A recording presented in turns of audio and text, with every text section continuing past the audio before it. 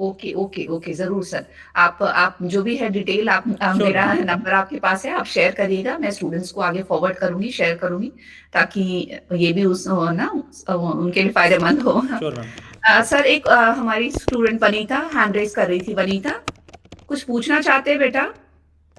No ma'am, वो sir कह रहे थे ना कि दिल्ली बाइट्स के बारे में पता है, तो हाँ मैंने हाँ। सर को बहुत पहले से फॉलो कर रखा था। अरे वाह! Very good. यूट्यूब पे। ओके ओके ओके जी ओके। मेरे प्लेजर।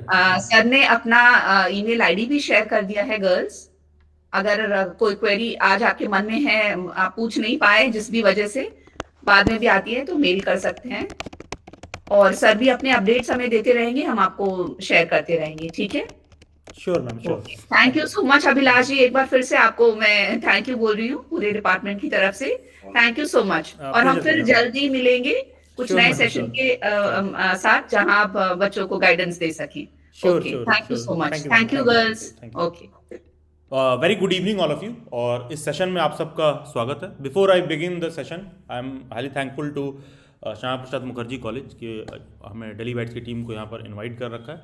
एंड जो भी आपके कंसर्न्स हैं टीचर एजुकेशन के फील्ड से रिलेटेड, जितने भी हमारी बेस्ट उसमें एक्सपर्टीज़ है, हमारी पूरी कोशिश रहेगी कि आपको बेस्ट वे में उस पर गाइडेंस प्रोवाइड किया जाए। And before moving forward the session, I'm thankful to the education department and faculty team, Pushpa ma'am, and most importantly Tulika ma'am as well. And जैसा कि मैम ने mention किया, Savitri ma'am as well. And before I move forward with this session, I am special thankful to Tulika ma'am because of one single reason. Whatever today I am doing in my life and whatever today I am doing in my career, जो यहाँ पर जितने भी बाकी के students हैं, बहुत ऐसे होंगे जो बीएड वाले स्टूडेंट्स हैं, हो सकता है most probably they have already seen me previously somewhere on YouTube.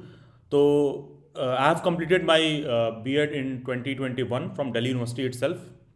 And जब उससे मुझे बीएड में एडमिशन लेना था और टीचर एजुकेशन के फील्ड में जितनी भी अलग अलग मुझे जानकारियों की आवश्यकता थी, तो उस समय तुलिका मैम का बहुत ज़्यादा योगदान रहा है मेरे करियर में। And not only just BEd entrance exam या फिर नॉट जस्ट टीचर एजुकेशन के फील्ड को लेकर मैं बात कर रहा हूँ। मैम को मैं अलग से भी इसलिए थैंकफुल रहता हूँ क्योंकि उस समय मैं डेली बाइट्स का फाउंडेशन ऑलमोस्ट 2019 में किया गया था, और उस समय मुझे बहुत सारी दिक्कत आती थी, बहुत सारी डाउट्स एंड कन्फ्यूज़न आते थे। And in past 4 to 5 years today, Delhi Bytes is a company of market valuation with almost 5 CR plus. So on that note we'll begin with this session. And जैसा कि हमें बताया गया कि यहाँ पर अच्छे खासे स्टूडेंट्स ऐसे भी हैं जो BLED के हैं, तो उनको ज़्यादा CUET के एग्ज़ाम के रिगार्डिंग जानना होगा। दो CUET के एग्ज़ाम्स के ऑलमोस्ट फॉर्म फिलिंग के लास्ट डेट, जैसा कि आपको पता होगा, एज ऑफ नाउ 1 फरवरी है। जब तक कि इस 1 फरवरी वाले डेट को एक्सटेंड नहीं कर दिया जाता है, तो एज ऑफ नाउ 1 फैब है। जो बीएड वाले स्टूडेंट्स हैं उनको CUET के एग्जाम पर थोड़ा बेसिक अंडरस्टैंडिंग उनको होना चाहिए, but it doesn't make too much of logic for them कि अच्छा वो CUET के एग्जाम को बहुत ज़्यादा डिटेल में समझ रहे हैं, लेकिन BLED वाले स्टूडेंट्स के लिए इंपॉर्टेंट है। तो सबसे पहला पॉइंट 1, एडमिशन को लेकर ना, जब किसी भी कैंडिडेट को BLED के बाद कोई भी टीचर एजुकेशन की फील्ड की दूसरी डिग्री परस्यू करनी है, तो शुरुआती दिनों में बहुत कंफ्यूजन होता है CUET में, CUET के पेपर कोड में लेकर। तो कैंडिडेट सोचता है कि यार शुरू कहाँ से करें। एक तरफ उससे बात हो रही होती है CUET की, एक तरफ से बात हो रही होती है लेट्स से कि दिल्ली यूनिवर्सिटी में ही एडमिशन लेना है। तो अगर इस बात को मैं बहुत ही आसान भाषा में सिंप्लीफाई करूं, तो जिन भी कैंडिडेट्स को इस साल बीएड में एडमिशन लेना है या नेक्स्ट ईयर अपकमिंग ईयर्स में भी फॉर्म फिल करना है, तो देखिए ये जो फॉर्म्स अभी निकले हुए हैं ना, ये जो फॉर्म्स इस समय फिल हो रहा है, ये फॉर्म्स बेसिकली CUET के फॉर्म है। ध्यान दीजिएगा, ये फॉर्म दिल्ली यूनिवर्सिटी का नहीं है, ये फॉर्म BHU का नहीं है, ये फॉर्म इंडिया के किसी भी और सेंट्रल यूनिवर्सिटी का नहीं है। ये फॉर्म सिर्फ और सिर्फ CUET का निकला हुआ है। CUET का काम है केवल और केवल एग्जाम कंडक्ट कराना, और एग्जाम कंडक्ट कराने के बाद जो भी आपका स्कोर कार्ड वगैरह बने, जो भी आप लोगों का स्कोर होगा, वो रिस्पेक्टिव यूनिवर्सिटीज को सेंड कर देना। ठीक है, यूनिवर्सिटीज अपना फॉर्म बाद में रिलीज करती हैं। जैसे दिल्ली यूनिवर्सिटी में CSAS का फॉर्म आप लोगों ने अगर सुना होगा, जिसको भी थोड़ा बहुत आइडिया होगा, नहीं आइडिया है तो आपको फिलहाल बस ये चीज समझना है कि अभी आपको एज ऑफ नाउ आपको CUET का ही बेसिकली फॉर्म फिल करना है। ठीक है, और CUET के फॉर्म फिल करने में आपको देखना क्या है कि फ्यूचर में मुझे जिस भी यूनिवर्सिटी में एडमिशन लेना है, फ्यूचर में मुझे जिस भी यूनिवर्सिटी में एडमिशन लेना है, वो यूनिवर्सिटी अपने यहाँ किसी भी कोर्स में CUET के किस पेपर कोड से एडमिशन देती है। ठीक है, उदाहरण के तौर पर जैसे मान लीजिए कोई ऐसा बच्चा है जिसको दिल्ली यूनिवर्सिटी में एडमिशन लेना है बीएड करने के लिए। तो अगर कोई दिल्ली यूनिवर्सिटी में बीएड में एडमिशन लेना चाहता है तो सबसे पहले हमको ये देखना होगा कि दिल्ली यूनिवर्सिटी अपने यहाँ बीएड में एडमिशन लेता कैसे है। ठीक है, सबसे पहले हमें क्या सेलेक्ट करना है कि भाई जिस भी यूनिवर्सिटी में हमें एडमिशन लेना है सबसे पहले हम यूनिवर्सिटी का नाम सेलेक्ट करेंगे। लेट्स से कि अगर मुझे दिल्ली यूनिवर्सिटी में एडमिशन लेना है तो मैं सेलेक्ट कर लिया कि अच्छा ठीक है यार मुझे डीयू में एडमिशन लेना है और मुझे बीएड का फॉर्म फिल करना है। तो अब दिल्ली यूनिवर्सिटी का आप प्रोस्पेक्टस सेपरेटली देखेंगे कि दिल्ली यूनिवर्सिटी अपनी बीएड में एडमिशन कैसे लेता है। तो दिल्ली यूनिवर्सिटी अपने बीएड के प्रोस्पेक्टस में ये बात लिख रखा होगा, उन्होंने लिख रखा है बेसिकली कि हमारे यहाँ बीएड में एडमिशन सीयूईटी से होगा। ठीक है, तो अब आपको क्या फॉलो अप करना है कि मुझे सीयूईटी का फॉर्म फिल करना है। सीयूईटी का फॉर्म फिल करते समय में क्या ध्यान रखना है कि सीयूईटी के कौन से पेपर कोड से दिल्ली यूनिवर्सिटी अपने यहाँ बीएड में एडमिशन लेगा। सीयूईटी में ऑलमोस्ट आप मान लीजिए कि टोटल 156 से 157 अलग अलग पेपर कोड हैं। मास्टर्स के बहुत सारे सब्जेक्ट हैं, दो चार कुछ बैचलर के भी सब्जेक्ट हैं जो फिलहाल अभी फॉर्म निकला हुआ है। मेजॉरिटी ऑफ द सब्जेक्ट उसमें मास्टर्स लेवल के हैं, बीएड वगैरह के एग्जाम के हैं। तो आपको क्या करना है, अपना बीएड वाला पेपर कोड चूज करना है। अगर कोई दिल्ली यूनिवर्सिटी में एडमिशन ले रहा है तो आपको दिल्ली यूनिवर्सिटी में ये भी देखना होगा कि दिल्ली यूनिवर्सिटी भाई एडमिशन से पहले ही आपको ये भी बोलता है कि भाई अपना सब्जेक्ट आप चेक करके आइए, आपका पेडागॉजी क्या है। आपको अकॉर्डिंगली उसी हिसाब से सीयूईटी में भी पेपर कोड आपको अकॉर्डिंगली चूज करना पड़ेगा। ठीक है, उदाहरण के तौर पर मान लीजिए कि आपको दिल्ली यूनिवर्सिटी में एडमिशन लेना है तो आप ये चीज चेक करोगे कि अगर मैं दिल्ली यूनिवर्सिटी में साइंस साइड का हूं, ठीक है, तो साइंस साइड में जो पेपर कोड फॉलो होता है वो COQP 06 है सीयूईटी का। आप एट द सेम टाइम ये भी चेक करोगे कि यार अगर मैं सोशल साइंस साइड का हूं तो दिल्ली यूनिवर्सिटी में जो सीयूईटी का पेपर कोड फॉलो होता है COQP 04 है। एट द सेम टाइम आप ये चेक करोगे कि अच्छा मेरा अगर सब्जेक्ट ऐसा है कि कॉमर्स है, पंजाबी है, उर्दू है, होम साइंस है, तो मेरे लिए पेपर कोड COQP 03 फॉलो होगा। फिर आप चेक करिए मैथमेटिक्स है तो COQP 07 फॉलो होगा। तो इसी तरह डिपेंड करता है कि आपका कौन सा सब्जेक्ट है और अकॉर्डिंगली आप अपना पेपर कोड चूज करोगे। अब देखिए इसमें कंफ्यूजन कहाँ होता है कि कोई बच्चा किस बात पर लेके कंफ्यूज हो जाता है। देखो यार ये जो भी बातें हम लोग कर रहे हैं, सिंस यहाँ पर मुझे इनविटेशन दिल्ली यूनिवर्सिटी की तरफ से श्यामा प्रसाद मुखर्जी कॉलेज से, तो यहाँ मैं दिल्ली यूनिवर्सिटी को मान लो सेंटर पैरामीटर में रख रहा हूँ। लेकिन कोई बच्चा अगर फॉर्म फिल करता है तो उसका टारगेट केवल दिल्ली यूनिवर्सिटी नहीं होता है। ठीक है, कोई भी बच्चा फॉर्म फिल करता है तो उसका टारगेट केवल दिल्ली यूनिवर्सिटी नहीं होता है। आपको ऑब्वियस सी बात है कि दो चार यूनिवर्सिटीज का फॉर्म ऑल फिल करना चाहिए, क्योंकि अगर आप कोई फॉर्म फिल कर रहे हो तो इसका मतलब ये नहीं हुआ कि आपका वहाँ एडमिशन हो ही जाएगा, उस यूनिवर्सिटी में एडमिशन हो जाएगा। ऐसा कुछ तो है नहीं। कोई भी ढंग की यूनिवर्सिटी रहती है तो वहाँ पर थोड़ा बहुत तो कंपटीशन आपको ठीक ठाक देखने के लिए मिलेगा ही एंट्रेंस में। तो अब मान लीजिए कि आप दिल्ली यूनिवर्सिटी में फिल किए। अब इमेजिन करो कोई बच्चा नॉर्थ ईस्ट से आता है, वो त्रिपुरा यूनिवर्सिटी का फॉर्म फिल कर रहा है, उसको चाहिए कि एडमिशन त्रिपुरा में लेना है, उसको त्रिपुरा यूनिवर्सिटी में एडमिशन लेना है या तेजपुर यूनिवर्सिटी में एडमिशन लेना है। तो आप तेजपुर यूनिवर्सिटी का प्रोस्पेक्टस खोलोगे और देखोगे कि यार ये अपने यहाँ बीएड में किससे एडमिशन ले रहा है। ठीक है, तो तेजपुर यूनिवर्सिटी का मान लो तुमने प्रोस्पेक्टस खोला तो वो भी बोलेंगे यार हम बीएड में एडमिशन ले रहे हैं और हमारे यहाँ जो पेपर कोड फॉलो होगा वो केवल और केवल COQP 03 वाला फॉलो होगा। तो कोई ज़रूरी नहीं है कि तेजपुर यूनिवर्सिटी अपने यहाँ बीएड में जिस पेपर कोड से एडमिशन ले रही हो उसी पेपर कोड से दिल्ली यूनिवर्सिटी भी एडमिशन ले रही हो। ऐसा कोई ज़रूरी नहीं है। बच्चे कंफ्यूज तब होते हैं जब वो सोचते हैं कि यार दिल्ली यूनिवर्सिटी में तो ऐसे ऐसे हो रहा है और एट द सेम टाइम आप फिल कर दोगे क्या कहते हैं, मान लो कोई नॉर्थ ईस्ट से आ रहा है, अब वो त्रिपुरा यूनिवर्सिटी का फिल कर दिया तो वहाँ पेपर कोड सेपरेट फॉलो होता है। सेंट्रल यूनिवर्सिटी ऑफ हरियाणा में आप चले जाओगे वहाँ पेपर कोड दूसरा फॉलो होता है। तो आपको ये देखना होगा कि सबसे पहला चीज़ आपको यही चूज करना है कि मुझे किस यूनिवर्सिटी में एडमिशन लेना है। उस यूनिवर्सिटी में अगर बीएड में एडमिशन होता है, क्योंकि कोई ज़रूरी नहीं कि सभी यूनिवर्सिटीज़ बीएड करवाती हो, आप ये चेक करिए कि कौन सी यूनिवर्सिटी में मुझे एडमिशन लेना है। उनके यहाँ जो भी बीएड का प्रोग्राम है, उनके यहाँ जो बीएड में एडमिशन होता है, बेसिकली वो कौन से पेपर कोड से अपने एडमिशन देते हैं, सीयूईटी का कौन सा पेपर कोड का पेपर आपको देना है। ठीक है, तो दिल्ली यूनिवर्सिटी में सेपरेट फॉलो होगा, BHU में सेपरेट फॉलो होगा। तो इस तरह से अलग अलग आपको पैरामीटर्स देखने के लिए मिलेंगे। जैसे आपको मैं एक छोटा सा एग्जांपल शेयर करूँ, ये जो सब्जेक्ट कोड वाला जो आपको देखने के लिए मिलता है कि आप फॉर्म फिल करने से पहले ही आपको पूछा जाता है कि आपका सब्जेक्ट कौन सा है। लेट्स से दिल्ली यूनिवर्सिटी में क्या प्रोसीजर है कि भाई जो भी आपका टीचिंग सब्जेक्ट होगा मिनिमम आपने 200 मार्क्स का उसको पढ़ रखा हो एडमिशन के समय, ये चेक किया जाता है। मतलब जो भी अवेलेबल सब्जेक्ट्स हैं उसको आपने मिनिमम 200 मार्क्स का पढ़ रखा है, प्रोवाइडेड उसमें 50% स्कोर भी कर रखा है। ठीक है, दिल्ली यूनिवर्सिटी में मान लो ये फॉलो होता है। अब लास्ट ईयर क्या हुआ था, एक कैंडिडेट जो है दिल्ली बाइट्स पर हमारे प्लेटफॉर्म पे प्रिपेयर वगैरह किया था। इनफैक्ट BHU में उसने टॉप किया था। ठीक है, BHU में जो मेरिट लिस्ट बनी तो BHU में उसने टॉप किया था। अब उस बच्चे ने क्या मिस्टेक किया था, अब दिल्ली यूनिवर्सिटी में कोई कॉमर्स का बच्चा है ना, तो उसका पेपर है कोड COQP03, और सेम कोई बनारस हिंदू यूनिवर्सिटी में एडमिशन ले रहा होगा BHU में, तो उसका पेपर कोड हो जाएगा कॉमर्स के लिए COQP04।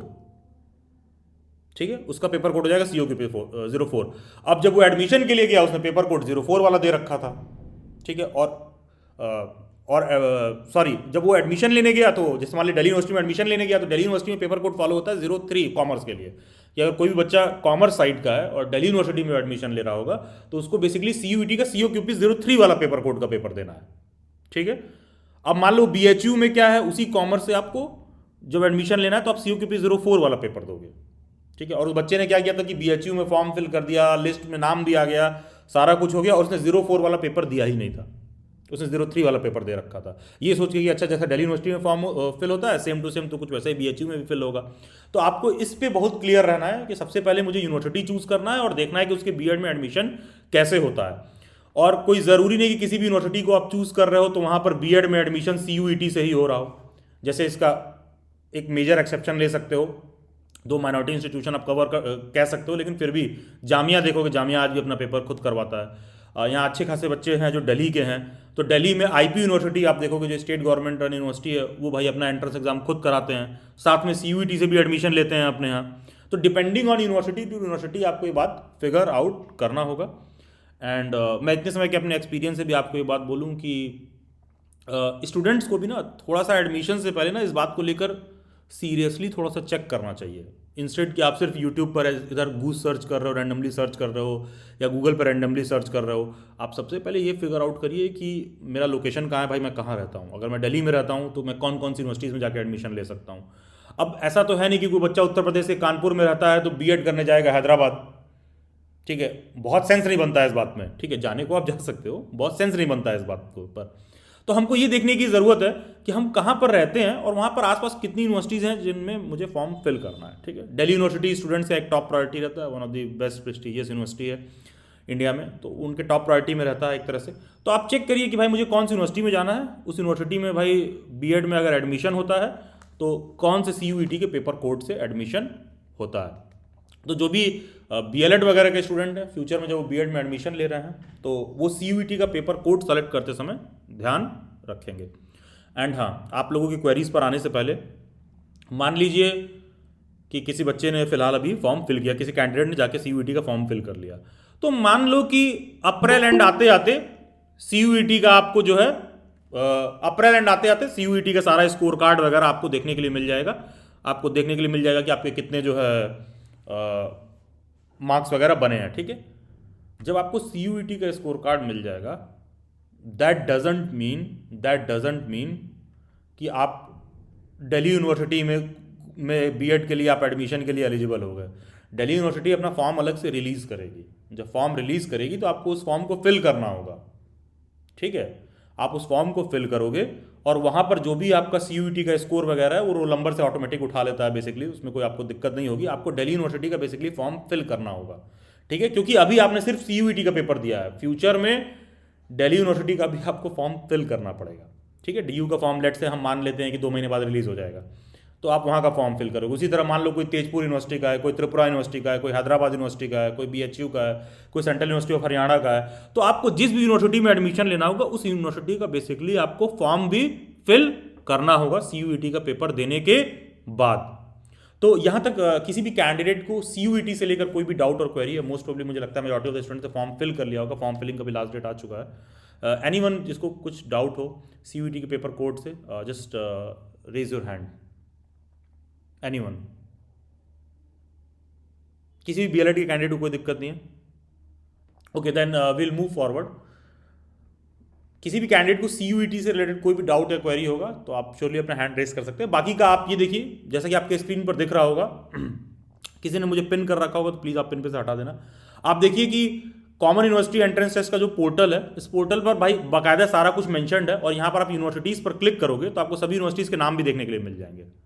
ठीक है, लेकिन एक चीज़ ध्यान रखिएगा, किसी यूनिवर्सिटी का नाम यहाँ पर नहीं है ना, तो ऐसा मत सोचना कि वो CUET से एडमिशन नहीं लेता है, ये कोई ज़रूरी नहीं है। ठीक है, क्योंकि यहाँ पर होता क्या है, वेबसाइट अपडेट होते रहती है, यूनिवर्सिटीज़ का नाम धीरे धीरे अपडेट हो रहा है यहाँ पर। ठीक है, तो बहुत सारे ऐसे बच्चे आते हैं यहाँ पर, यूनिवर्सिटी खोलते हैं और उनको अपनी यूनिवर्सिटी का नाम नहीं दिखता, तो उनको लगता है यार ये CUET से एडमिशन लेगा कि नहीं लेगा। ठीक है, आप इस पर केवल रिलाय मत करिएगा। हाँ, ये आपके लिए हेल्पफुल है, लेकिन आप इस पर होल एंड सोनली आपको इस पर रिलाय नहीं करना है कि आप केवल यही सारा कुछ चेक कर रहे हो यहाँ पर आके। तो आप किसी भी यूनिवर्सिटी को चूज़ कर लो। ठीक है, किसी भी यूनिवर्सिटी को चूज़ कर लो। लेट से हम दिल्ली यूनिवर्सिटी ही चूज़ कर लेते हैं, university of Delhi he choose कर लेते हैं। यहाँ पर आपको मैं डायरेक्टली सर्च कर लेता हूँ बीएड। ठीक है, अब देखिए हमें ये क्लियर है कि भाई दिल्ली यूनिवर्सिटी में कोई बीएड स्पेशल एजुकेशन में एडमिशन लेगा तो वो पेपर कोड फॉलो करेगा COQP 03 वाला। यहाँ पर शॉर्ट में एलिजिबिलिटी क्राइटेरिया भी मेंशन्ड है, फिर भी स्ट्रांगली रिकमेंडेड है कि आप ऑफिशियल प्रॉस्पेक्टस ही यूनिवर्सिटी का रेफर करेंगे।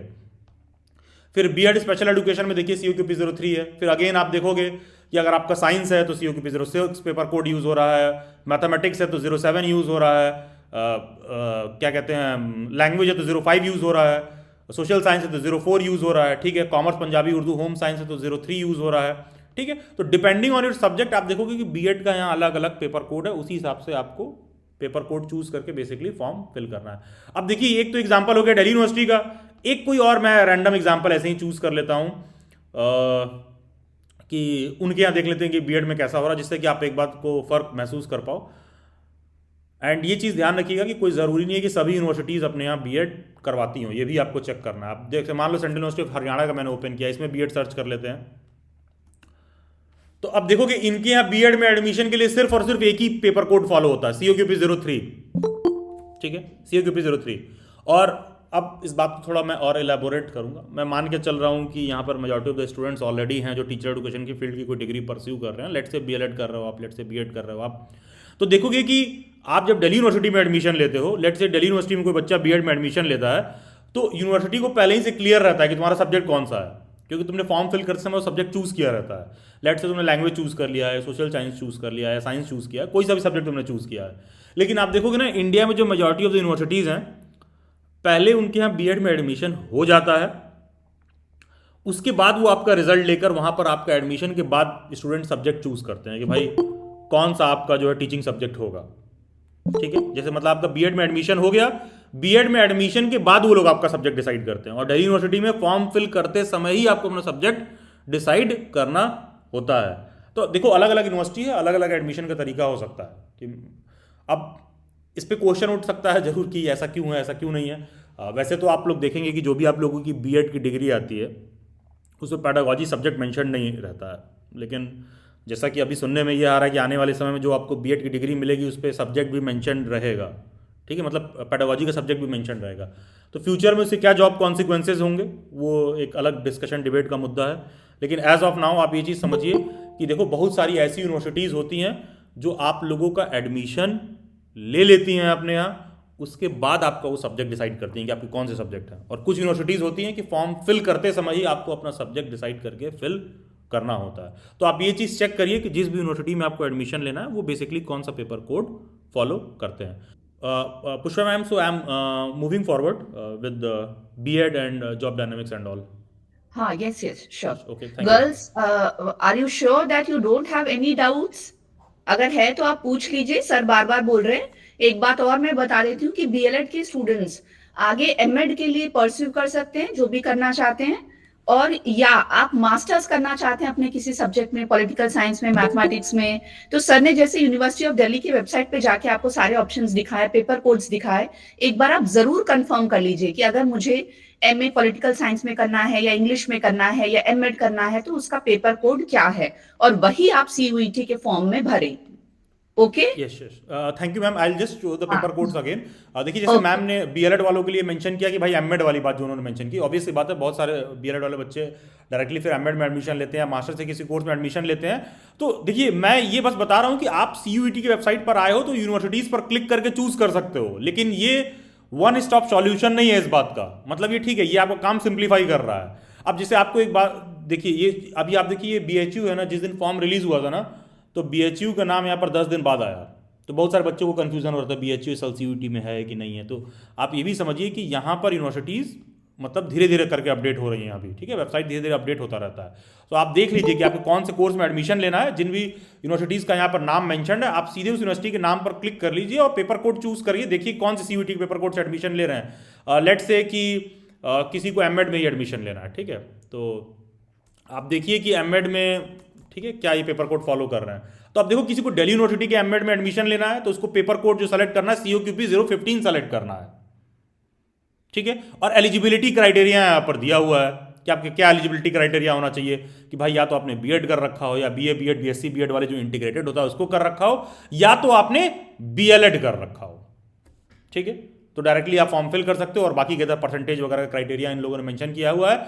मेरा अभी भी आपको स्ट्रॉन्ग रिकमेंडेशन रहेगा भाई, इसके लिए आप यूनिवर्सिटी का एक बार लास्ट ईयर का ऑफिशियल प्रोस्पेक्टस देख लीजिए, अगर इस साल का रिलीज नहीं हुआ है तो एटलीस्ट ऑफिशियल प्रोस्पेक्टस एक बार देख लीजिए। और पेपर कोड COQP 15 आपको सेलेक्ट करना है, जो भी बच्चे BLEd के बाद मास्टर्स में एडमिशन ले रहे हैं, ठीक है। तो किसी को इससे कुछ doubt? Okay, I will move forward. कितने ऐसे कैंडिडेट्स हैं यहाँ जो BEd के हैं, जो BEd कर रहे हैं या फिर ऑलमोस्ट फाइनल ईयर में? It is a request, just raise your hand. बस इतने ही बच्चे हैं BEd में।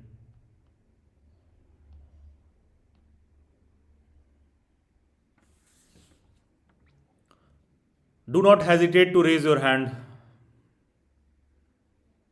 ओके, चलिए ठीक है, ओके, थैंक यू। आप हैंड डाउन कर लीजिए। देखिए, थोड़ा सा जॉब डायनेमिक्स पर आने से पहले देखिए स्टूडेंट्स, एक चीज़ आपको ये चीज़ समझना होगा कि जब आप टीचर एजुकेशन के फील्ड में आते हो ना यार, तो मेजॉरिटी ऑफ द लोग जो है इसको सिर्फ एक ऑप्शन जो करते गए हैं एज अ बैकअप प्लान के तौर पर बना लेते हैं, ठीक है। तो मैं ये नहीं कहूँगा कि आपने कुछ बैकअप प्लान सोच लिया है तो जीवन में भाई कुछ अपराध कर दिया है, कुछ गलती हो गई है बैकअप प्लान सोच के। देखिए, लेकिन ज़रूरत से ज़्यादा आप बैकअप पर रिलाई करेंगे ना तो आपका पैकअप होने में समय नहीं लगेगा। देखो, डिग्री ऐसी चीज़ है ना कि हर किसी स्टूडेंट को कम चाहे ज़्यादा परफॉर्मेंस देके मिल ही जाती है, ठीक है। कुछ यूनिवर्सिटी हो सकता है उसी BEd का डिग्री देने के लिए आपसे बहुत तरह का असाइनमेंट करवाएगी और बहुत तरह तरह का काम करवाएगा, बहुत कुछ यूनिवर्सिटी आपको सिखाने की कोशिश करती है। लेकिन मेरा निजी तौर पर भी ऐसा मानना है कि कोई यूनिवर्सिटी कितना भी सिखाने की कोशिश करती है, उसमें भी जो संसाधन अवेलेबल रहते हैं कहीं ना कहीं मेथड्स बहुत ही ऑब्सलीट हो गए हैं, थोड़े पुराने हो गए हैं।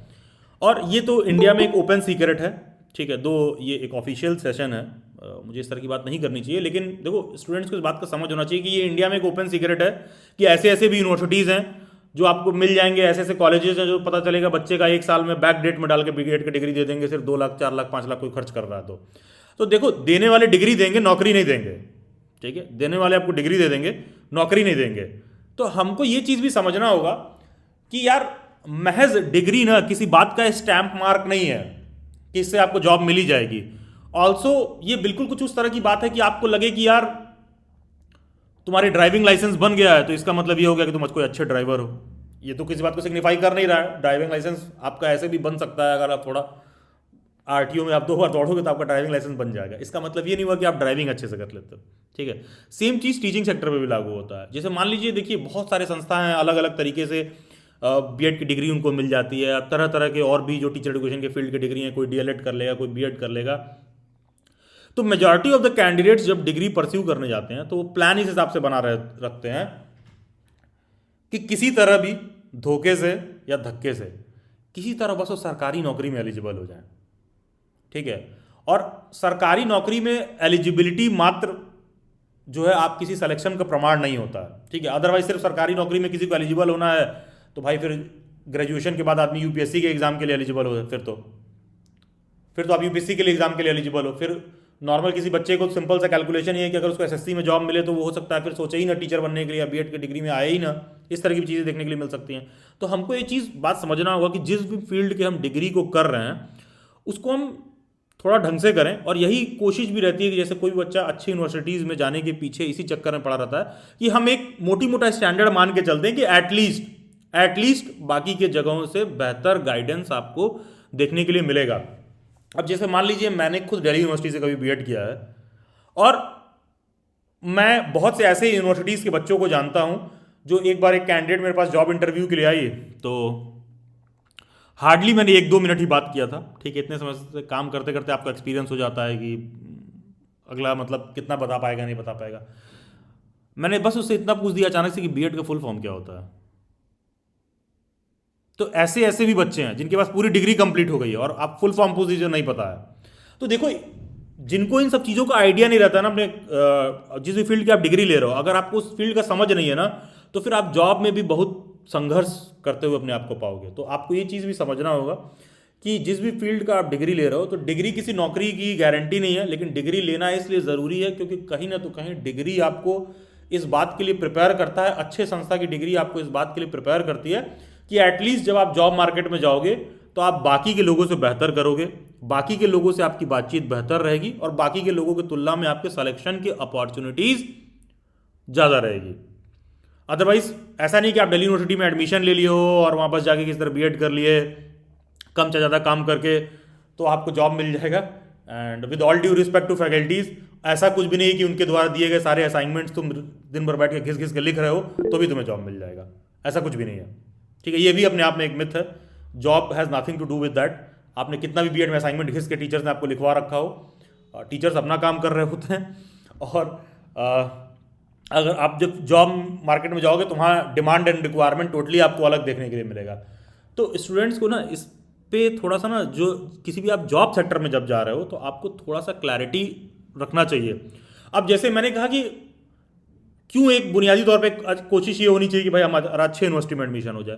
देखो यार, अच्छी यूनिवर्सिटी में एडमिशन हो जाएगा तो कम से कम लेट से हम दिल्ली यूनिवर्सिटी के सेशन में हैं, दिल्ली यूनिवर्सिटी पर ही बात कर लेते हैं कि दिल्ली यूनिवर्सिटी ऐसा नहीं है कि तुम्हारा अटेंडेंस 40% है, 50% है तो तुमको, I will come to your query Sonu, ऐसा नहीं है कि दिल्ली यूनिवर्सिटी जो है किसी बच्चे को 40% या 50% सिर्फ नंबर है तो उसको डिग्री दे देगी।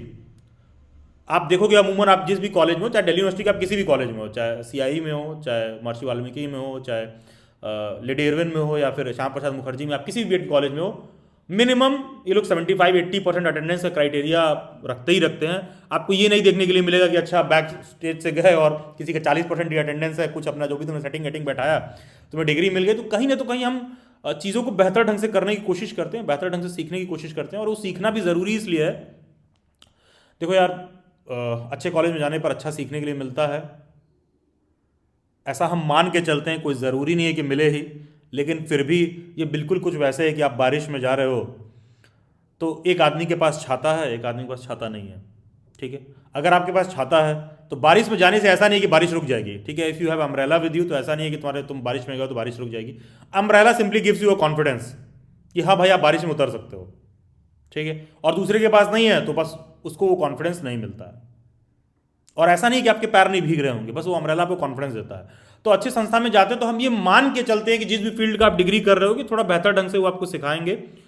और जैसा कि मैंने बोला कि यूनिवर्सिटीज़ के करिकुलम भी बहुत से मसले में बहुत ऑब्सोलीट हो गया रहता है। जैसे कि जितना भी टेक स्किल्स वगैरह है, जितने भी सॉफ्ट स्किल्स वगैरह हैं, इस पर स्टूडेंट्स को खुद काम करने की ज़रूरत पड़ती है। तो यहाँ जितने भी ऐसे कैंडिडेट हैं आपको जिनको जॉब इस साल फॉर्म फिल करना है, ये चीज़ करना है, आप ये कोशिश करिए कि अगर हम 2025 में सेशन कंडक्ट कर रहे हैं तो 2025 से जब 2026 में एंटर करें तो हम कुछ ना तो कुछ जरूर नया स्किल सीख लें।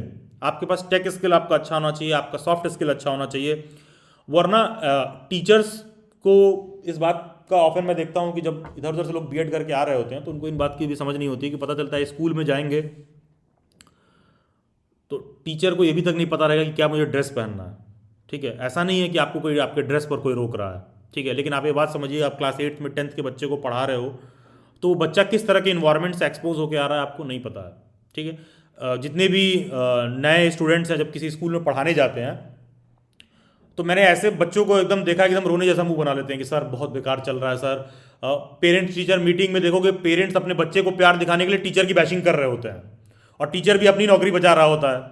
ठीक है, टीचर भी उतना स्किल्ड नहीं है कि भाई वो कह दे कि ठीक है हम जॉब छोड़ रहे हैं या फिर कुछ भी इस तरह की चीज़ें, ये भी आपको देखने के लिए मिलेगा। जो बच्चा क्लास 8th में है, क्लास 7th में है ना, वो ऐसा नहीं है कि दूध पीता बच्चा है कि उसको बात नहीं समझ में आ रही है। उसको भी पता है कि राइट टू एजुकेशन और ये सारा कुछ, उसको बुनियादी बात पता है कि टीचर उसको मार नहीं सकता है।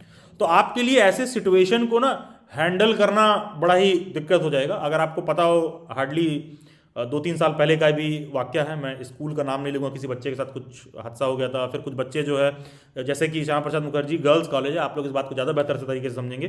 कुछ समय पहले बॉयज़ लॉकर रूम करके एक इंसिडेंट हुआ था, किसी ने सुना है इसके रिगार्डिंग? कुछ समय पहले, 2 या 3 साल पहले जस्ट कुछ बच्चों ने इंस्टाग्राम पर ग्रुप बना रखा था बॉयज़ लॉकर रूम वगैरह का, आपने सुना इस तरह के? देखिए, आपको टीचर एजुकेशन के फील्ड में जॉब लेना है और आपको इसके रिगार्डिंग आइडिया ही नहीं है। ये एक तरह का करंट चैलेंज है जो टीचर्स फेस कर रहे हैं। दिल्ली के अच्छे अच्छे स्कूलों में आपको देखने के लिए मिल जाएगा कि 8th और 10th के बच्चे हैं। मुझे तो रिसेंटली ऐसा भी केस सुनने के लिए मिला कि कुछ जगह पर टीचर्स को भी बच्चे टारगेट कर रहे हैं, ठीक है, फीमेल टीचर्स को मोर प्रिसाइजली, ठीक है। 8th-10th के बच्चे उतने भी बच्चे नहीं हैं, ठीक है। तो अब प्रॉब्लम ये नहीं कि उतने बच्चे हैं कि नहीं है, प्रॉब्लम ये है कि जो सामने टीचर है वो अपने स्टूडेंट को ठीक से नहीं समझ रहा है, ठीक है, वो अपने स्टूडेंट को ठीक से नहीं समझ रहा है। इन शॉर्ट मैं आपको बताना चाहूँगा, किसी ने बॉयज़ लॉकर रूम के रिगार्डिंग नहीं सुना हो तो जस्ट एक स्कूल के कुछ बच्चों ने एक अपना इंस्टाग्राम पर ग्रुप बना रखा था। वो फीमेल्स के उसमें बहुत सारे इस तरह के फोटोज़ वगैरह शेयर करके, एडिट वगैरह करके, एडल्ट कंटेंट वगैरह डाल के उन्हें फिजिकली अब्यूज़ करने के, उनकी जो भी प्लानिंग वगैरह बना रहे हो ग्रुप में, इस तरह का देखने के लिए मिला था, ठीक है। और मैं उस समय के टीचर्स का फीडबैक देख रहा था। उस स्कूल की एक टीचर मेरी स्टूडेंट भी रही है, तो वो बता रही थी, वो मेरे से बात करते मैं कह रही थी कि सर आई एम शॉक्ड कि क्लास 8th-10th के बच्चे ऐसा कैसे कर सकते हैं। तो आई सेड कि आई एम शॉक्ड कि बीइंग अ टीचर तुम्हें ये नहीं पता कि क्लास 8th और 10th के स्टूडेंट्स ऐसा कर सकते हैं। तो वो टीचर प्लान बना रहा है कि हम जॉब छोड़ देंगे या सारा कुछ कर देंगे। तो आपको सेक्टर के रिगार्डिंग भी थोड़ा अंडरस्टैंडिंग रखना चाहिए, ठीक है, किस तरह का आपको जॉब देखने के लिए मिलेगा। और उसमें आप एम्पावर तभी होते हो जब आपका स्किल अच्छा रहे। स्किल अच्छा का मतलब ये नहीं है कि जस्ट लेसन प्लान बना लिया, स्कूल में गए और भाई मेरा सिलेबस कंप्लीट हो गया, बात खत्म। ये चीज़ नहीं होना चाहिए। आपका स्टूडेंट से बहुत बेहतर कनेक्ट जो है बनना चाहिए। और उसके लिए ना आने वाले समय में जितने भी स्कूल्स हैं सब देखोगे टेक्नोलॉजिकली अपने आप को अपग्रेड कर रहे हैं, ठीक है, सब टेक्नोलॉजिकली अपने आप को अपग्रेड कर रहे हैं। और वो टीचर्स भी वैसे ही ढूंढ रहे हैं, वो टीचर्स भी वैसे ही ढूंढ रहे हैं। अगर किसी को मतलब आप लोगों को मैं ऐसे ही आपको एक रैंडम आइडिया दे रहा हूँ। जो डेली बाइट्स एजुकेशन है, जो हम लोगों का प्लेटफॉर्म है, आपको पता होना चाहिए कि Tata institute of social sciences TISS Mumbai है, वहाँ से हमको प्लेसमेंट कंडक्ट करने के लिए वहाँ पर इनविटेशन आया हुआ है। तो आप अपनी साइड क्या देखते हो? बच्चा डीएलएड कर रहा है, बीएड कर रहा है, उनके यहाँ एक कोर्स होता है एमए इन एजुकेशन टेक्नोलॉजी, 1 साल का, एमए इन एडटेक। अब आप देखो कि टीचिंग सेक्टर में एडटेक एक ऐसा डोमेन है जो पास्ट 5 to 10 ईयर्स में इवॉल्व हुआ है। तो मैं देख रहा था कि यार टिस जो है ना तो कहीं मतलब जो टाटा का इंस्टीट्यूट है और कहीं ना तो कहीं विद टाइम चल रहा है, क्योंकि इस तरह के कोर्सेज होने चाहिए, ठीक है, विद टाइम चल रहा है। With all due respect to BElEd students, देखो कि थोड़ा बीएलएड की डिग्री में आपको हमेशा एक तरह का डिस्प्यूट या असमंजस की स्थिति देखने के लिए मिलती है जॉब में एलिजिबिलिटी वगैरह को लेकर, ठीक है, क्योंकि कहीं ना तो कहीं बच्चा सिर्फ गवर्नमेंट जॉब की एलिजिबिलिटी की तरफ ही फोकस कर रहा होता है। तो आप सोचिए कि एक संस्था ऐसी है मुंबई में जो एमए इन एडटेक करा रही है, तो वहां से जो बच्चा टीचर निकलेगा ना, उसकी सैलरी ना किसी भी स्कूल के टीचर से ज़्यादा होगी, क्योंकि एडटेक जो फर्म्स होती हैं वो कहीं ना तो कहीं किसी भी दूसरे टीचिंग फील्ड के में, आप किसी भी प्राइवेट स्कूल में टीचिंग करो तो उससे कहीं ज़्यादा पे करती हैं, बेटर पे करती हैं, ऐसा देखने के लिए मिलता है। एडटेक्स में आपको ऐसा देखने के लिए मिल जाएगा। और जो वर्क लाइफ बैलेंस है वो भी आपको थोड़ा बेहतर देखने के लिए मिलेगा, ठीक है, चीज़ें आप अपनी पर्सनल लाइफ, प्रोफेशनल लाइफ भी मैनेज कर पाओगे। जब टीचिंग सेक्टर में जा रहे हो तो आप कोशिश करिए कि आप इस बात को समझिए कि आपके पास स्किल अच्छा खासा होना चाहिए, सिर्फ कंटेंट नॉलेज नहीं, सिर्फ बुकिश नॉलेज नहीं, ठीक है, सिर्फ बुकिश नॉलेज नहीं। मान लो मैं हिस्ट्री पढ़ाता हूँ तो ये बात सिर्फ पर्याप्त नहीं होनी चाहिए कि मैंने सिर्फ बैटल ऑफ पानीपत पढ़ा दिया और बता दिया इस डेट को हुआ था, बच्चा रट लिया, बात खत्म। तो इससे होगा आपको 20,000 30,000 रुपीज़ तक का सैलरी मिलेगा। टीचिंग में और भी बहुत सारे डोमेन हैं, ठीक है, आप किसी गवर्नमेंट स्कूल में पढ़ा रहे हो, आप किसी प्राइवेट स्कूल में पढ़ा रहे हो, आप किसी एडटेक पर पढ़ा सकते हो, आप किसी कोचिंग में पढ़ा रहे हो, आप सेल्फ के लिए कोई फर्म ओपन कर सकते हो। दिल्ली में तो ऐसे ऐसे ट्यूशन वाले भी हैं जिनको मैं जानता हूँ 70,000 80,000 1 लाख रुपीज़ मंथली अर्न करते हैं। तो बहुत सारे डोमेन हैं जिसमें आपको देखना होगा कि मतलब कितना आपका एस्पिरेशन है, कितनी आपकी भूख है, ठीक है, आपका वो एस्पिरेशन डिफाइन करेगा कि आप किस तरह का फील्ड चूज कर रहे हो। तो आपको ये सब पर भी थोड़ा सा क्लैरिटी होना चाहिए। अच्छा, in mean time anyone any query, I will come to queries of you people. Yes Sonu, you had raised your hand, आपको कुछ doubt and query? I think किसी भी कैंडिडेट को डाउट और क्वेरी? यस सोनू, आपने अपना हैंड रेज कर रखा था।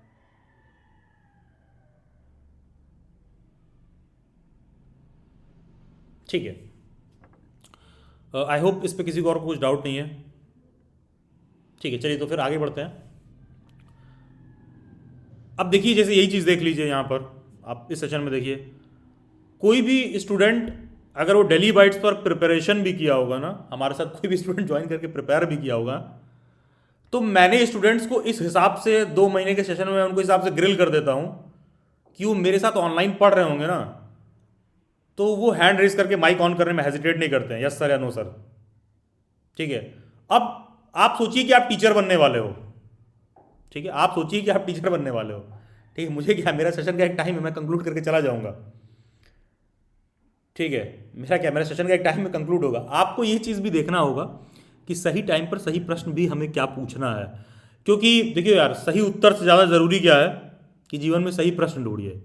जैसे कि आप सबको एक कोशिश ये करना चाहिए कि हम जरूर बैठें तो पेन एंड पेपर से हम एक बात लिखें अपने पास कि नेक्स्ट 5 ईयर्स में हम अपने करियर को कहाँ देख रहे हैं। ठीक है, कि नेक्स्ट 5 ईयर में हम अपने करियर को कहाँ देख रहे हैं। आप अपने आप को 5 साल बाद कितना अर्न करते हुए देखना चाहते हो, क्योंकि देखिए आपको ये चीज़ भी समझना होगा कि अगर आपकी एज 20 से 30 के बीच में है, ठीक है, तो ज़िंदगी में जितना कुछ भी अच्छा और ख़राब आपको करना है सब आपको 20 से 30 के बीच में ही करना है। इसी समय आपका किसी से ब्रेकअप होगा, इसी समय आपको किसी से आशिकी सूझेगी, इसी समय आपको कहीं घूमने भी जाना होगा, इसी समय हर जगह खाने पीने में टपरीबाजी करने में भी मन लगेगा, और इसी समय आपको करियर भी बिल्ड करना है। अच्छा, इसमें अब है क्या कि जब आप 30 पर पहुंचते हो ना, तो अमूमन आप जितना करियर में अर्न कर रहे होगे या फिर आप करियर में जो कुछ भी कर रहे होगे at the age of 30, high probability रहती है कि नेक्स्ट 60 ईयर तक आप वही करने वाले हो। और प्रेजेंट में जो मार्केट इन्फ्लेशन है, आपको ये चीज़ समझना होगा कि आपका जितना भी एज है ना, ठीक है, एटलीस्ट आपकी इनकम उससे डबल होनी चाहिए। अगर आप 26 साल के हो, आप जॉब करने जा रहे हो, तो ठीक है, आप 26 साल के हो, फिलहाल आपकी इनकम 26,000 चलेगी। ठीक है, लेकिन जैसे ही आप 30 के हुए ना, तो प्रेजेंट में जो मार्केट इन्फ्लेशन है, आपको ये चीज़ होना है कि मिनिमम, अगर आप 30 के हो तो मिनिमम आपका 60,000 रुपीज़ इनकम होना ही होना चाहिए।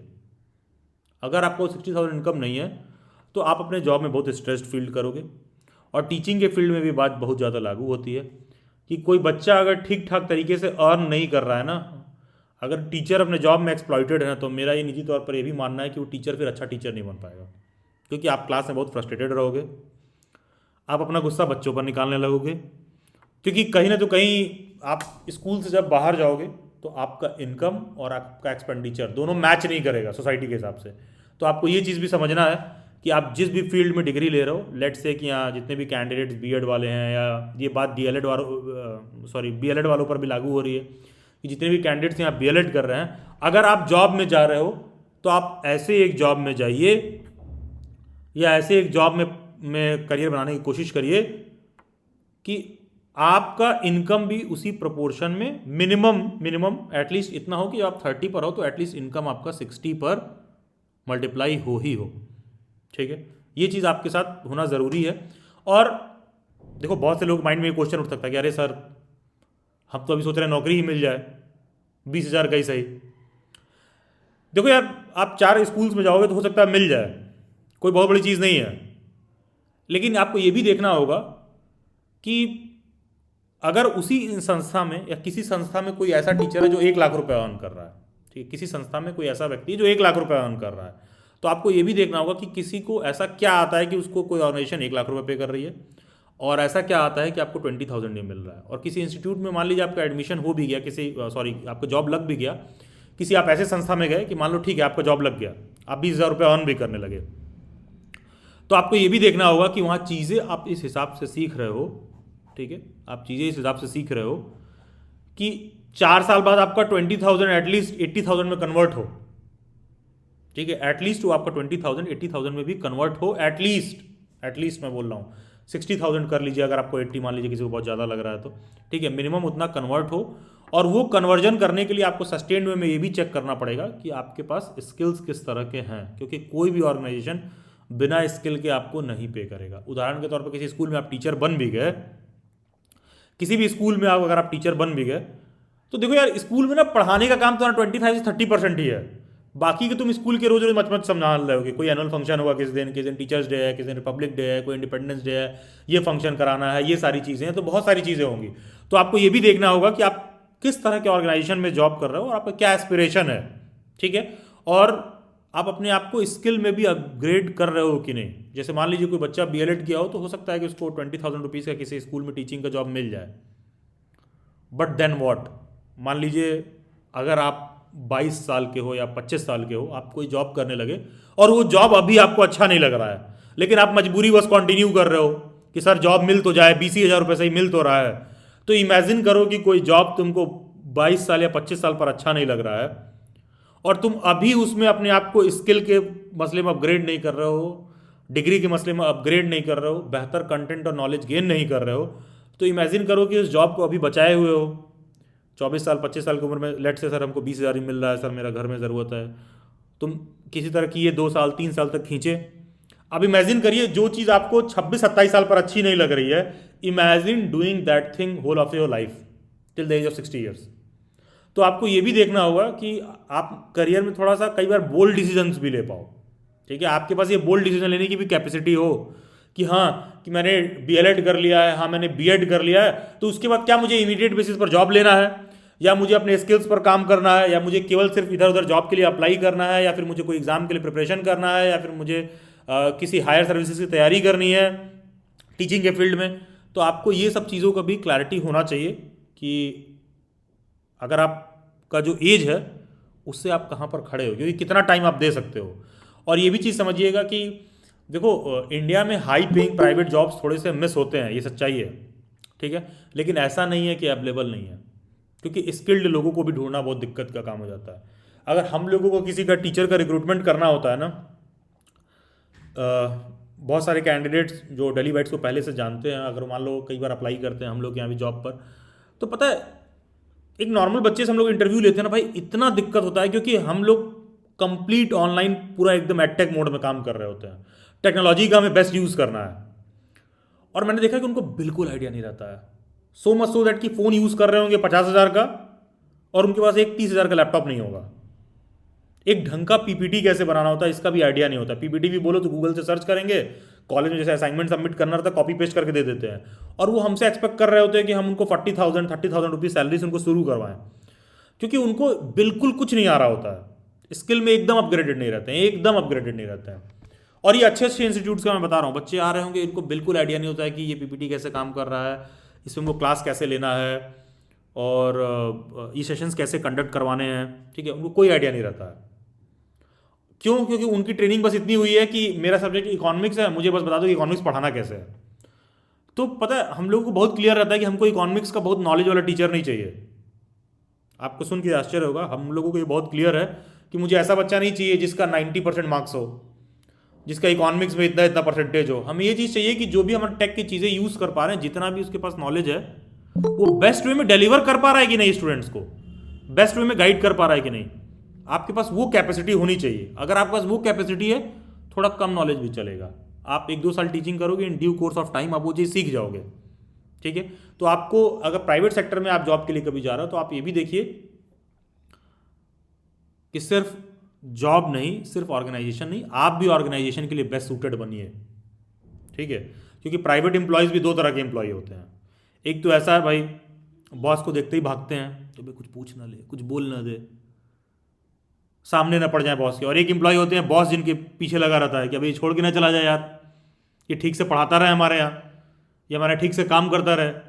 तो 2 तरह के एम्प्लॉयज़ होते हैं। तो आपको ये भी चीज़ समझना होगा कि भाई दोनों एम्प्लॉयज़ के स्किल और नॉलेज में कुछ तो ऐसा फ़र्क होता होगा। तो जो स्किल वाला चीज़ है वो आपके अंदर भी कंटिन्यूसली इन्हांस हो। एंड दोबारा कभी और सेशन होता है तो इस तरह के क्या स्किल्स हो सकते हैं उस पर श्योरली मैं कोशिश करूँगा कि उन स्किल्स पर हम ज़्यादा गाइड करें। बाकी मैं आप लोगों से भी चाहूँगा कि जब भी आप नेक्स्ट टाइम कभी डेली बैट्स आपके साथ सेशन कंडक्ट करता है तो आप थोड़ा सा उस पर आप जॉब वगैरह के रिगार्डिंग सर्च करके आप आइए कि क्या सारा कुछ रिक्वायरमेंट्स हैं प्रेजेंट में टीचिंग के। अदरवाइज ऐसा ना हो कि आपका नॉलेज और कंटेंट सिर्फ वहीं तक सीमित रह जाए कि आप कॉलेज जाते थे, असाइनमेंट करते थे और आपने कोई जॉब का फॉर्म फिल किया और CV बना के बस ले गए हो, ठीक है। और वहाँ सामने जो इंटरव्यूअर है वो आपके CV से कुछ पूछ ही नहीं रहा है, वो टोटली अलग लेवल पर ही बात कर रहा है। तो उस पर भी आपको अपनी अंडरस्टैंडिंग डेवलप करने की ज़रूरत है। तो मैं उम्मीद करता हूँ कि जो भी हमारा कभी और फ्यूचर में सेशन होता है तो आप थोड़ा सा इस पर भी थोड़ा सा आप वेल रेड रखिए कि किस तरह का कंटेंट की रिक्वायरमेंट होती है। अदरवाइज मैं 2021 में दिल्ली यूनिवर्सिटी से मैंने बीएड कंप्लीट किया है, and in past 4 to 5 years there has been almost 10 people working in Daily Bytes team. मेरे साथ कम से कम 10 लोग और काम करते हैं। एंड आप सोचिए कि नॉर्मल आदमी के आगे क्या प्रॉब्लम होता है कि उसको सैलरी कितनी मिलेगी। ठीक है, मैं 5 साल से किसी ऑर्गेनाइजेशन को रन कर रहा हूँ, मेरे आगे ये चैलेंज नहीं है कि मुझे कितनी सैलरी मिलेगी, मेरे आगे ये चैलेंज है कि बाकी के लोगों को पे कैसे करना है। मुझे तो पता है कि मेरी सैलरी मिलेगी। तो ये भी कोशिश करिए कि फ्यूचर में थोड़े गोल्स भी ऊंचे हों। ठीक है, कोशिश करिए कि ज़िंदगी में प्रॉब्लम नहीं चैलेंजेस रहें। प्रॉब्लम अमूमन गरीब आदमी के पास ही रहता है। ठीक है, कोशिश करिए कि आप मेंटली थोड़े रिच हो, मेंटली भी फाइनेंशियली भी आप रिच हो, दोनों तरफ से, सो दैट आपके पास प्रॉब्लम नहीं चैलेंजेस हों, आप कुछ बेहतर या बड़े गोल्स को सुलझा रहे हो। अदरवाइज देखिए, इन past 4 to 5 years, whole of the Delhi Bytes team, we have built a company that has market valuation of 5 CR plus. और शुरुआती दिनों में जब मैं काम करता था, टीचर्स को मुझे टेक में लेकर बहुत ट्रेन करना पड़ता था, बहुत। और आज भी जब कोई नया रिक्रूटमेंट रहता है ना, हम लोगों के लिए सरदर्द हो जाता है यार कि 3 महीने तक इसको कौन सिखाएगा। तब तक हम लोग सैलरी नहीं इंक्रीज कर रहे होते हैं। एम्प्लॉय को क्या लग रहा होता है कि सैलरी बढ़ाएंगे तो काम कर रहेंगे, और एम्प्लॉयर को क्या लग रहा होता है कि यार तुम काम करो कुछ अच्छा तब तो सैलरी बढ़ाएं। तो देखिए, आपको ये चीज़ भी समझना है कि आप सिर्फ गवर्नमेंट जॉब पर रिलाई नहीं कर सकते हो, क्योंकि मेजॉरिटी ऑफ द स्टूडेंट्स, जैसा कि मैं यहाँ देख पा रहा हूँ, जिस हिसाब से आप लोगों का रिस्पॉन्स है, मेजॉरिटी ऑफ द स्टूडेंट्स बस ये प्लान बना के बैठे रहते हैं कि हमें गवर्नमेंट जॉब का फॉर्म फिल करना है, धोखे से या धक्के से, किसी तरह बस मेरा एक बार हो जाए। मैं ये नहीं कह रहा हूँ कि आप मत फिल करिए, लेकिन आप इसके लिए जरूर प्रिपेयर्ड रहिए कि अगर मेरा उसमें नहीं होता है तो मैं क्या करने वाला हूँ। अगर मेरा वहाँ नहीं होता है तो मैं क्या करने वाला हूँ, क्योंकि ये खुद गवर्नमेंट ऑफ इंडिया का ऑफिशियल डेटा है कि गवर्नमेंट जॉब में सक्सेस रेशियो ऑलमोस्ट 1% का है। अब आप देख लीजिए कि अगर 100 लोगों को मिठाई बट रही है, तो कब ऐसा सिचुएशन हुआ है कि 100 लोगों में सिर्फ किसी एक आदमी को मिलना हो तो आप ही को मिला हो। उतनी आपकी प्रबल किस्मत और मेहनत दोनों होना चाहिए, तब जाके तो वो चीज़ मिलेगा। क्योंकि देखो, कोई ज़रूरी नहीं है कि जिस साल आप डिग्री पास आउट होकर निकल रहे हो उसी साल जॉब आए। इसका एक मैं शॉर्ट सा एग्जाम्पल लूँगा, and then I hand over the session to Pushpa ma'am. देखिए, कुछ समय पहले जैसे केवीएस में वैकेंसी आई थी, तो केवीएस में वैकेंसी आई थी 2018-19 के अंत में। ठीक है, उसके बाद सीधा केवीएस की वैकेंसी आई 2023 के अंत में। ऑलमोस्ट 5 years का गैप हो गया। अब सोचो, कोई बच्चा तो ऐसा भी होगा ना जिसको, कोई ऐसा बच्चा तो होगा ना जिसको 2019 में एंड में जिसने बीएड कंप्लीट किया होगा, 2020 के एंड में जिसने बीएड कंप्लीट किया होगा। अब यहाँ पर majority of the females, in fact female college है तो सब फीमेल्स ही हैं यहाँ पर, if I am not wrong. तो आप एक चीज़ नोटिस करोगे कि अगर कोई लड़की बीएड करके निकल रही है और वैकेंसी 5 साल बाद आ रही है, 4 साल बाद आ रही है, तो हाई प्रोबेबिलिटी रहेगा कि तब तक आपके घर वाले आपका हाथ पीला करने का, आपकी हल्दी और मेहंदी का व्यवस्था कर रहे होंगे।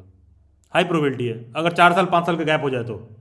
ठीक है, फिर आपके लिए वही जॉब बहुत मुश्किल हो जाएगा, बहुत हाई प्रोबेबिलिटी है। और ये तो तब मैं बात कर रहा हूँ जब आइडियल सिचुएशन है कि कोई बच्चा 2019 में बीएड कंप्लीट किया, 2023-24 में केवीएस की वैकेंसी आई, उसने फॉर्म फिल किया और सेलेक्ट हो जाए तब। क्योंकि अगर सेलेक्ट नहीं हुआ तो वो जो 2024 है कब 2028 में कन्वर्ट हो जाएगा ये आपको पता भी नहीं चलेगा। तो ऐसा ना हो कि आप सिर्फ गवर्नमेंट जॉब पर रिलाई कर रहे हो, आप स्टार्ट फोकसिंग ऑन दिस कि हम टीचिंग के जो अलग अलग सेक्टर्स हैं उसमें हम क्या क्या हमारे पास अपॉर्चुनिटीज़ और ऑप्शंस हैं। क्योंकि जो टीचिंग डोमेन है वो भी बहुत ही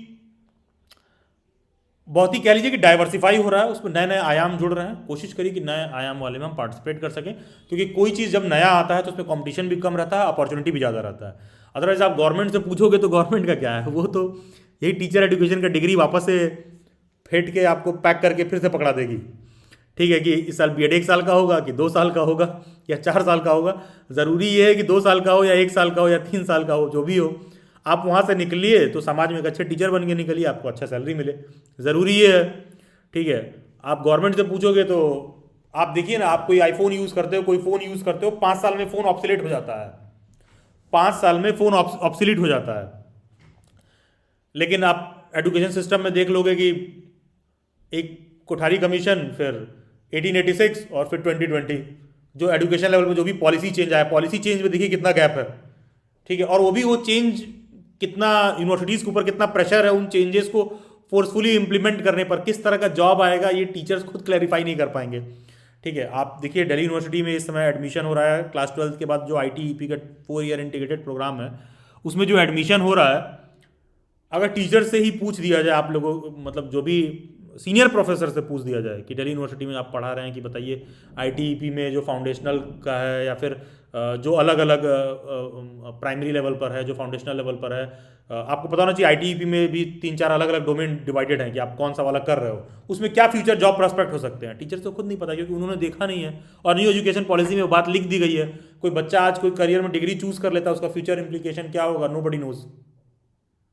ठीक है, बिल्कुल नहीं पता है क्या इम्प्लीकेशन होगा, नहीं होगा। इसी B.Ed की डिग्री पर जैसा कि आप सुनने में मिल रहा है कि आप लोगों को लिख के आएगा कि सब्जेक्ट क्या है, लेकिन जॉब का फॉर्म फिल करते समय तो कभी नहीं पूछता है कि B.Ed में आपका पेडागोजी सब्जेक्ट क्या है, आपका टीचिंग सब्जेक्ट क्या है, वो तो कभी नहीं पूछता है। तो क्या आप फ्यूचर में पूछने वाले हो इसलिए डिग्री पर लिख के भेज रहे हो? तो देखोगे इन सब चीज़ों पर बहुत सारी अनसर्टेनिटी भी है गवर्नमेंट लेवल पर। तो गवर्नमेंट का तो क्या है, गवर्नमेंट तो भाई जैसे गवर्नमेंट तो आपसे सीधा कह देगी कि आप जॉब लेने वाला नहीं, जॉब देने वाला बनिए। लेकिन क्वेश्चन तो यही है ना कि आपकी बचपन से ट्रेनिंग वहाँ तक हुई है। जैसे मैं इतने समय से काम कर रहा हूँ तो मेरे को एक जो बहुत बड़ा चैलेंज महसूस होता है कि मुझे मेरे स्कूल्स के टीचर ने या कॉलेज मुझे कभी ट्रेनिंग ही नहीं दी गई कि 50 से 100 लोगों की टीम कैसे हैंडल करते हैं। क्योंकि 10 के बाद जैसे ही मैं अपनी टीम में 12वां या 15वां मेंबर ऐड करता हूँ तो मैं महसूस करता हूँ कि जो 15th नंबर पे लैडर में है उससे मेरा कम्युनिकेशन ही नहीं बन पाता है। ठीक है, और टीम में जो immediate second in command, third in command जो टीम में लोग बैठे हैं वो उस रिस्पॉन्सिबिलिटी से बात को नहीं लेते हैं कि जो सबसे पीछे वाला क्लास है उसका हम जाके देखें उसके स्टूडेंट की क्या प्रॉब्लम चल रही नहीं चल रही है। जैसे मैं आपको एक अपना नॉर्मल चैलेंज बता रहा हूँ कि मुझे नहीं पता कि 50 लोगों की टीम कैसे हैंडल करते हैं। I don't know how to build a company जहाँ पर 100 लोग काम कर रहे हैं। ठीक है, मुझे मेरी ऐसी कोई ट्रेनिंग नहीं हुई प्रोफेशनल, मैं तो सीख रहा हूँ। ठीक है, तो एजुकेशन सिस्टम में आप देखो कि वो चीज़ लैक कर रहा है, तो आपको ये चीज़ ये भी समझना होगा कि क्या लैक कर रहा है, कैसे अपने आप को हमको प्रिपेयर करना है, कैसे सारे स्किल्स अपने आप को अपने अंदर हमें डालना है, कैसे अपने अंदर हमको स्किल्स कंटिन्यूसली काम करना है, कैसे आप अपने जॉब रेडी स्किल्स को इम्प्रूव करोगे और कैसे आप अपने सॉफ्ट स्किल्स को इम्प्रूव करोगे, जिससे कि आप सिर्फ डिग्री रेडी नहीं करियर रेडी भी रहिए। ठीक है, तो इस पर आप कोशिश करिए कि हम ये चीज़ लिखें और फिल्टर आउट करें। और हाँ, कोई ऐसा बच्चा है जिसको ये सब चीज़ें नहीं समझ में आती हैं कि कैसे सर कैसे लिखें, क्या फिगर आउट करें, पेन एंड पेपर उठाइए और लिख लीजिए कि 2025 में खुद से कैसे उम्मीद करना चाहते हैं, 2026 में अपने आप से क्या उम्मीद कर रहे हैं। ठीक है, जैसे कि 2 ये ऑफिशियल मीटिंग है, मैं दिल्ली बाइट्स को नहीं यहाँ प्रमोट करने बैठा हूँ। Okay Anjali, I come to that query. आपको जैसे होता क्या है दिल्ली बाइट्स पर, हमारे ऑर्गेनाइजेशन में क्या होता है, मैं सस्टेनेबल में जब बच्चों को प्रिपरेशन कराता था तो मैंने महसूस किया कि यार मैं प्रिपेयर तो करा रहा हूँ, लेकिन आप बिलीव नहीं करोगे प्लेटफॉर्म अर्न भी कर रहा है, प्लेटफॉर्म फाइनेंशियली ग्रो हो रहा है, रेवेन्यू आ रहा है, सब कुछ है, लेकिन मैं महसूस करता रहता था ना यार मुझे ना काम करते समय अभी भी वो किक नहीं आ रहा है। ठीक है, वो किक नहीं आ रहा है। किक क्यों नहीं आ रहा है? क्योंकि मैं बच्चों को प्रिपेयर करा रहा हूँ और इन्होंने तो मेरे से पूछ के आए नहीं कि B.Ed करना है कि नहीं करना है, वो तो सीधे डिसाइड करके आए कि B.Ed करना है सर, हमको आपके दिल्ली बैट्स पर ज्वाइन करना है। वो ज्वाइन कर लिए, प्रिपेयर किए, जाके अपना एग्जाम दिए।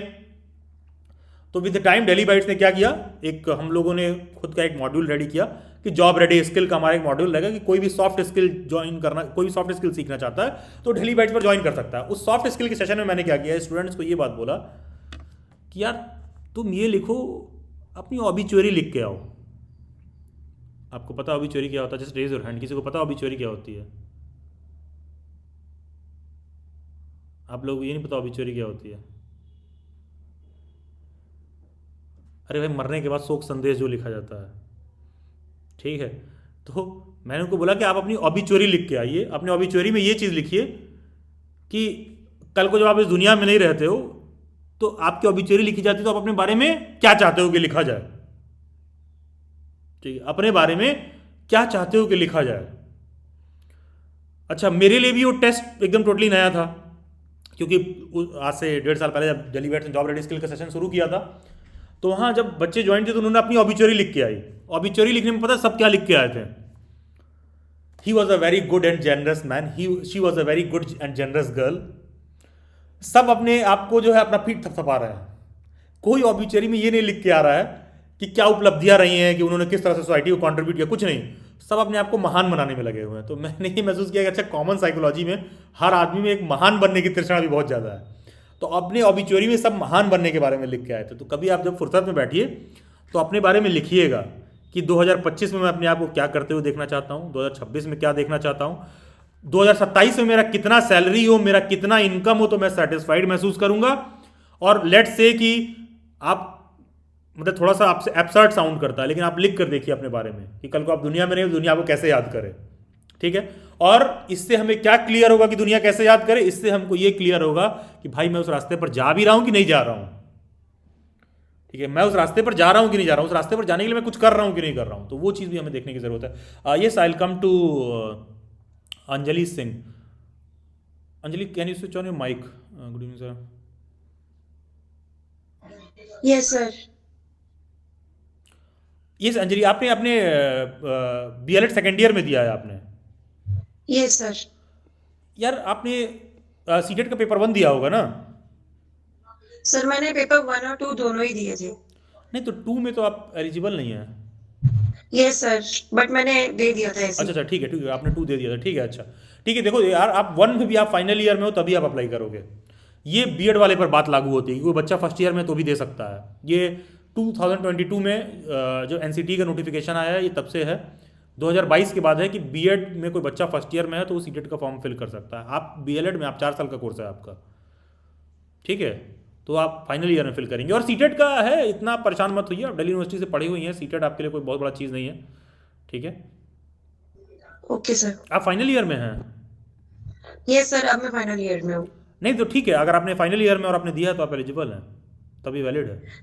सेकेंड ईयर में दिया था बट अभी फाइनल ईयर में मैंने दिया अच्छा, नहीं है। मैं अच्छा, जुलाई में अप्लाई करूँगी। अच्छा, नहीं ठीक है, तो आपने इस बार वाला क्यों नहीं दिया? सर इस बार नहीं दे पाई, मैंने सोचा जुलाई में देने के लिए, तो वही वाला दूंगी मैं। नहीं, it's really a bad idea, आपको इस बार वाला देना चाहिए था, क्योंकि आप जुलाई वाला अगर आप फिल करेंगी ना तो आप समझो ना, आप पास आउट हो रहे हो। अभी आप सीटेट के स्कोर कार्ड के लिए इंतजार करोगे, कहीं भी जॉब पे जाने के लिए आपको सीटेट का स्कोर कार्ड मांगेंगे वो। Yes sir. ठीक है, आप इसी बार दे लेती तो आपका स्कोर कार्ड आ जाता। चलिए, खैर, we are wrapping up the session and anyone, किसी और कोई डाउट और क्वेरी है? ठीक है, over to you Pushpa ma'am, thank you, that will be all from my end. Thank you Abhilash ji, बहुत ही अच्छा सेशन था। आपने इतनी सारी अच्छी बातें की कि उसमें मैंने भी बहुत कुछ सीखा। Thank you so much. Pleasure ma'am, always. हाँ, सभी बच्चों की तरफ से और अपने department of education Shyama Prasad Mukherjee college की तरफ से, तुलिका मैम की तरफ से भी ना, उन्होंने मुझे आपका कल नंबर शेयर किया। फिर मैंने बच्चों से मतलब पूछा कि आप क्या सीयूईटी में अभी क्या मतलब जानना चाहते हैं, तो उन्होंने यही बोला कि मैम हमारा एक सेशन जल्दी करवा दीजिए क्योंकि फॉर्म 1 तारीख तक भरना है, लास्ट डे है। आज 31 थी, इसलिए मैंने फिर कल लेट नाइट आपको मैसेज डाला कि अगर आज हम ये एक सेशन कर सके, बच्चों को थोड़ा सा पता चले सब्जेक्ट्स के बारे में क्या है, कैसे एप्लीकेशन भरना है। तो ये तो बहुत अच्छा रहा। और जैसा कि आपने बताया कि आप लोग खुद भी इंटरव्यू करते हैं ना टीचर्स को हायर करने के लिए, तो हम भी चाहेंगे कि कुछ कैसे बच्चे अपना सीवी तैयार करें, सीवी राइटिंग के लिए ना, और फिर इंटरव्यू कैसे फेस करें। अगर इस पे हमारा एक सेशन होगा तो आई थिंक बच्चों के लिए बहुत अच्छा रहेगा, हमारे स्टूडेंट्स के लिए। तो हम जरूर आपके कांटेक्ट में रहेंगे। और गर्ल्स, मैं आप सबको भी ये बोलना चाहती हूँ कि सर का मैं नंबर शेयर कर दूंगी, सर का ईमेल आईडी शेयर कर दूंगी। अगर सर से आपको कुछ गाइडेंस चाहिए तो आपने, है ना, हाँ, email ID, okay okay, only email ID. तो अगर आपको कुछ चाहिए, कुछ पूछना है, आज के सेशन में आप नहीं पूछ पा रहे हैं तो आप उनसे पूछ लीजिएगा। ठीक है sir, thank you so much Abhilash ji. हाँ मैम, कंक्लूड करने से पहले मैं एक चीज़ ऐड करूंगा। देखिए बहुत सारे यहाँ ऐसे स्टूडेंट्स होंगे, कोई ऐसा है जो डेली बैट्स के रिगार्डिंग पहले से जानता है, जो बीएड वगैरह का प्रिपरेशन किया, जैसे बीएड के बहुत ज़्यादा इसमें। अच्छा, रश्मि, ओके, ठीक है। देखिए क्लास, मैं आपको एक चीज़ कहना चाहूँगा। देखिए यार, यहाँ पर मेजॉरिटी ऑफ द फीमेल्स हैं। देखिए, आपको ये चीज़ समझना होगा कि जब भी इस तरह का सेशन हो, वैसे देखो कॉलेज वाले बहुत सारे इस तरह के सेशंस करवाते हैं, या कम से ज़्यादा होता रहता है। अगर डेली बैट से कोई सेशन होता है ना, तो हम लोगों के यहाँ जो हमारे स्टूडेंट्स हैं, जो मेरे क्लास में पढ़े रहते हैं, उनकी इतनी तगड़ी ट्रेनिंग हो गई होती है 4 दिन के अंदर कि वो स्ट्रेट अवे माइक ऑन करके सीधा सीधा सर मेरे को ये प्रॉब्लम है, किसी भी फैकल्टी के साथ। देखिए, ये चीज़ बहुत ज़रूरी है, खास करके टीचर बनने के लिए आप सोच रहे हो तो, क्योंकि देखो यार, करियर में ना बहुत ज़रूरी है, या तो आप बहुत अच्छा स्टूडेंट बन जाइए या तो बहुत अच्छा टीचर बन जाइए सक्सेसफुल होने के लिए। बहुत अच्छा स्टूडेंट बनने से मेरा मतलब ये नहीं है कि आपको मैं ये कह रहा हूँ कि तुमको नीट जेई बीएड और सीटेट इसकी तैयारी करना है, और टीचर बनने से मैं ये नहीं कह रहा हूँ कि आपको ये बच्चे को पढ़ाना है 2 2 जा 4 और बैटल ऑफ प्लासी कब हुआ था। स्टूडेंट बनने का मतलब कि है आपके अंदर बहुत अच्छा सीखने की तृष्णा आ जाए, और बहुत अच्छा टीचर बनने का मतलब कि आप किसी को बहुत अच्छा कोच के तौर पर काम कर सको, आप किसी को बहुत अच्छे सिखा सको। जो आप कुछ भी सिखा रहे हो, किसी को खाना बनाना ही सिखा रहे हो, वो भी उस आदमी का उस्ताद है जो साइकिल पर का किसी को पंक्चर बनाना सिखा रहा है, और वो भी एक टीचर जो क्लास में पढ़ा रहा है। वो सब देखोगे अलग अलग लेवल पर कोच ही कर रहे हैं, टीचिंग ही कर रहे हैं। तो आप कुछ भी कर रहे हो, कोशिश करिए करियर में या तो बहुत अच्छा टीचर बन जाए या बहुत अच्छा स्टूडेंट बन जाए। बहुत अच्छा स्टूडेंट बनने का एडवांटेज ये है, कहीं कोई कुछ पढ़ा रहा होगा तो आप बहुत जल्दी जल्दी सीखोगे। और बहुत अच्छा टीचर बनने का एडवांटेज ये है भाई, अगर आप बहुत अच्छा टीचर हो तो लोग आपके पास सीखने के लिए अगर आएंगे तो आप कभी अनएम्प्लॉयड नहीं रहोगे। ठीक है, आपका स्किल आपको हमेशा कॉन्फिडेंस देगा। अदरवाइज आप सिर्फ एजुकेशन सिस्टम पर रिलाई करोगे इंडिया में, तो देखिए यार, बेसिकली तो एजुकेशन सिस्टम इसलिए बनना चाहिए कि एक स्टूडेंट को हमेशा ये कॉन्फिडेंस आए, उसका स्किल और नॉलेज उसको हमेशा ये कॉन्फिडेंस दे कि वो अनएम्प्लॉयड नहीं हो सकता है, उसके पास हमेशा इतना अपॉर्चुनिटी है कि वो अर्न कर सकता है। अदरवाइज हमारे यहाँ क्या है कि सारा ग्रेजुएशन पीजी बीएड वीएड करने के बाद बच्चा जॉब सिक्योरिटी ढूंढ रहा होता है। सब कुछ पढ़ने के बाद उसको ये कॉन्फिडेंस नहीं दे पाया एजुकेशन कि you are empowered enough, you are capable enough to go in society and roam freely. और ये बात फीमेल्स पर भी और ज़्यादा लागू होती है। तो जो भी यहाँ फीमेल्स हैं, डेली वाइट्स कभी भी आपके साथ ऐसा सेशन कंडक्ट करता है तो कोशिश करिए कि थोड़ा आप उस पर वेल रेड रहिए, थोड़ा आपका पार्टिसिपेशन इंप्रूव हो।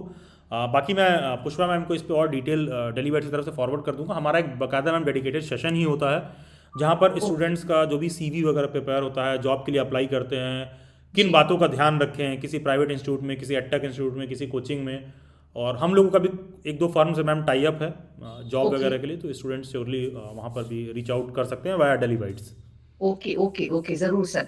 आप जो भी है डिटेल आप मेरा नंबर आपके पास है, आप शेयर करिएगा, मैं स्टूडेंट्स को आगे फॉरवर्ड करूंगी, शेयर करूंगी, ताकि ये भी उनके लिए फायदेमंद हो। Sure ma'am. सर, एक हमारी स्टूडेंट वनीता हैंड रेज कर रही थी। वनीता, कुछ पूछना चाहते हैं बेटा? नो मैम, वो सर कह रहे थे ना कि डेली बाइट्स के बारे में पता है, तो हाँ मैंने सर को बहुत पहले से फॉलो कर रखा था। अरे वाह, very good. Okay okay okay okay. Sir ने अपना ईमेल आईडी भी शेयर कर दिया है गर्ल्स। अगर कोई क्वेरी आज आपके मन में है, आप पूछ नहीं पाए जिस भी वजह से, बाद में भी आती है तो मेल कर सकते हैं। और सर भी अपने अपडेट्स हमें देते रहेंगे, हम आपको शेयर करते रहेंगे। ठीक है, श्योर मैम, श्योर।